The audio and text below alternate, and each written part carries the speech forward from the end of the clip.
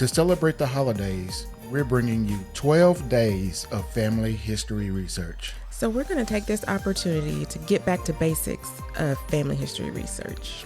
And each day we'll bring you a different strategy that will help you find your family. Merry Christmas from Journey Through the Generations.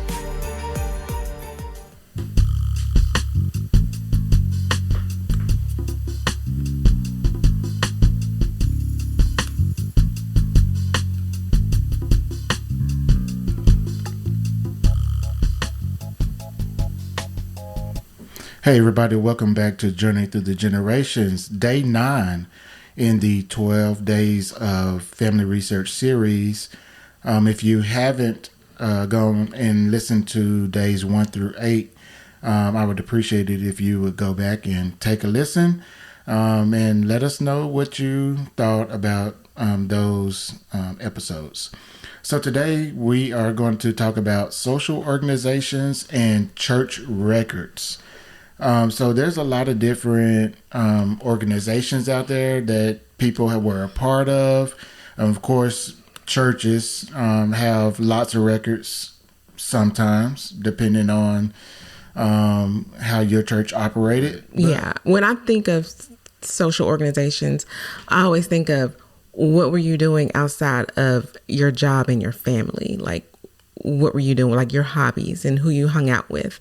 So like you said, Eastern Star, Mason, fraternities, sororities, did you volunteer, your political group, things like that are the things that I think about when I think of social organizations. Yeah, and a lot of times that information is limited to you because it's private information, such as, fraternities and sororities. So it may be hard to get some of that information. However, if you know they are a part of that organization, you can go back and listen to day 7 when we talked about the fan club. Yes. You can talk to some of the other members of the organization and you can verify, hey, was my granny a part of the Order of Eastern Stars? Yes. Okay, cool. Good deal. Yeah. That might be all you find out. But right. You never know. You might find some basics when she was a part of it, if she held the office, things like that. So this is also a good opportunity to be able to find your family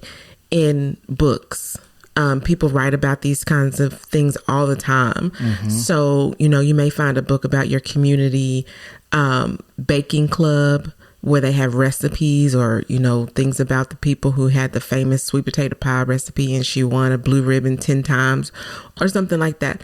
Anything that you can find out about your community, you can find out in books. And social history, social organizations are a lot of things that you find in narratives, books, magazines, and newspaper things like articles newspaper articles, right? Yeah, because we talked about newspapers a few episodes ago, which you should go back and listen to. And, there could definitely have been an article written about the organization and your relatives' names was written into it. This is where I'm going to step forward a little bit in our 12-day and talk about technology. I always say Google is your friend. If you have a cell phone, you have a computer in your hand. So, and it goes everywhere with you. So, using Google would be a good, first place to start searching and see if you find information. You never know. You never know. And you can also set up Google Alerts. I've done that for a particular school that I'm researching. And I've gotten like a few alerts throughout the years. This is a school that's no longer in existence. But I've gotten a few alerts in the past 5 years that have been able to assist me with my research. Yes. And then think about this. There are like school reunions all the time. Alumni associations. Yep. And alumni associations doing, reunions and whatever. And they most likely always will have a Facebook page. And it's usually public. And so if you do a search on Facebook, you could find a class that's either your relative's class or a class close to it. And as people get older, you don't have a reunion every year. You usually have it like every 5 or 10 years or whatever. But you can become a member of that group. Get in there and ask the question and say, hey, did anybody know, my relatives? And then there you go. You've already started a conversation. You never know what could happen. You never know. You may be able to actually attend the next reunion and actually get some firsthand knowledge, pictures, yearbook. Things like that. So yes, social organizations, you can find out a lot of information. The other thing that we want to talk about today is church records. Yes. When I think about church records, I think about baptisms. I think about marriages. I think about funerals. But one of the things that just recently came to me, also that gives you a lot of information, are church anniversary programs. When, a church, if it's been in the community for a long time, I know my hometown church had a 100th year church anniversary. And I actually have that program from the 80s. And it had pictures of, members of the church.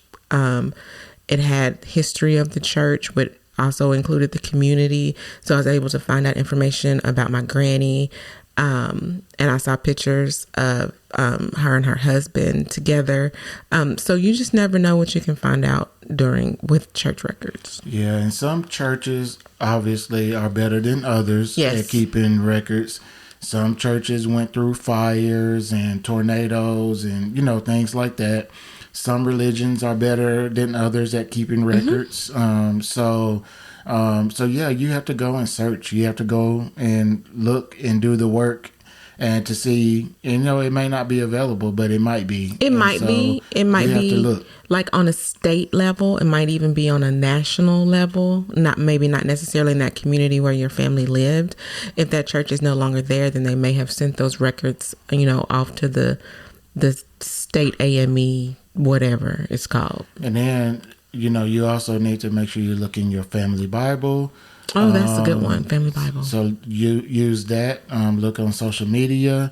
There's a lot of different things you can do to find those church records. But yeah, those are good pieces of information, especially funeral programs. We've talked about funeral programs a lot in the past, and it's it's just a good resource for you to have, because you have a lot of family members' names. Yeah, you literally have from birth to death in one. Yeah, I'm just like, document. How can you get better information than a very good and accurate, funeral program? Absolutely.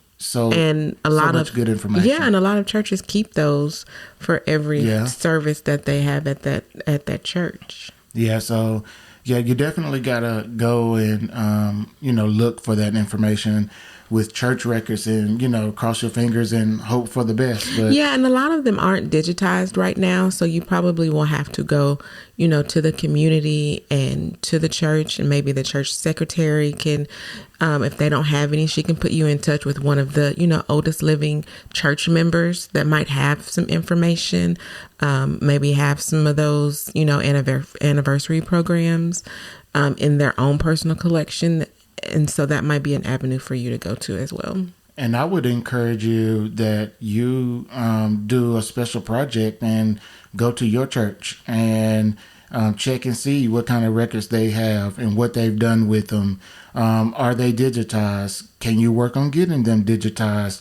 Recruit some members of your church or some members of your genealogy community to come in and do some digitizing. Right. You could partner with the library. Yep. You'll help out further or future generations of people who are looking for family members and ancestors. You could get those copied and donate them to the local library. You certainly could. A genealogy society, local genealogy society. So there's a lot of things that we can do once we find the information for ourselves to make sure that we're preserving it for others. Yeah, I think that would be a good project for someone to do. Absolutely. Especially if you find a wealth of information.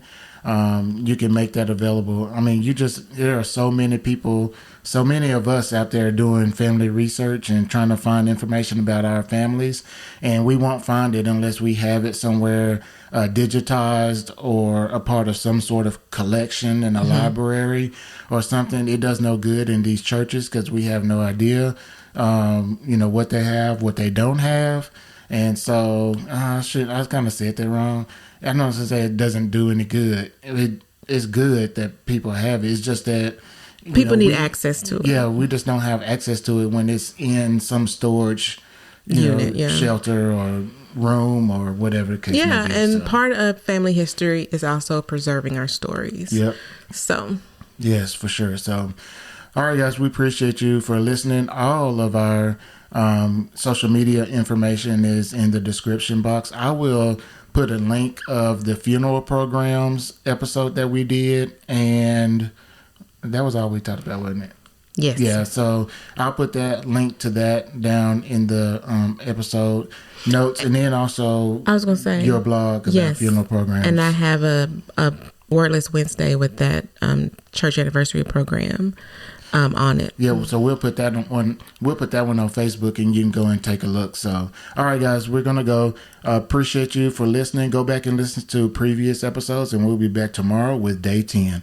Talk to y'all later. Thanks, guys.